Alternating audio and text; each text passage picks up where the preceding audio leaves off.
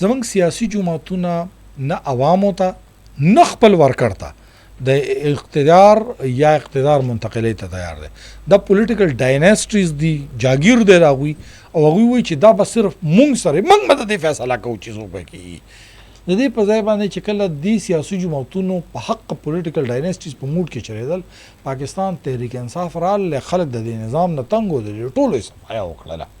چا ویل چې حیدر حوتي به په مردان کې ویلي، چا ویل چې آفتاب شیرپاو به په 400 کې ویلي، چا ویل چې احمد ولي خان به په 400 کې ویلي، چا ویل چې مردان تخبیه چې کوم د محتمم صاحب به شیرګړ ویلي، د غزوی قاسم صاحب به دغه، چا ویل چې دلته به بلور فیملی چې کوم دغه بدترین شکست وخوري، چا ویل چې دلته به ظاهر شاه دی ماتې وخوري، چا ویل چې دلته به کوم د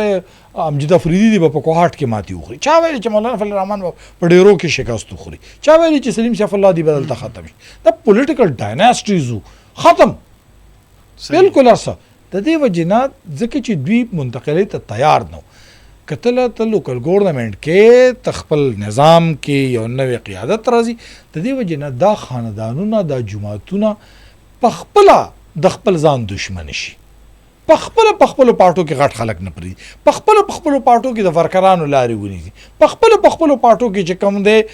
دروازې بندي، او د هغې د وجې نه چې کله دلته ماحول ابزده شي، ورکر لاړ شي بل چاته کې. تو ګوره په پاکستان تحریک انصاف کې غلام علي چې کوم لګیا و دلته دې گورنر پاتې شوی، هغه ویل که زه ډېر هم لوی شم دلته زما د کنټرولۍ نه بل لیول نشته په عوامي نشته پارټۍ لاړ شي جی وایي ته ځان خو بس زه دغه کې که نه ځکه چې ما له بلور پارټي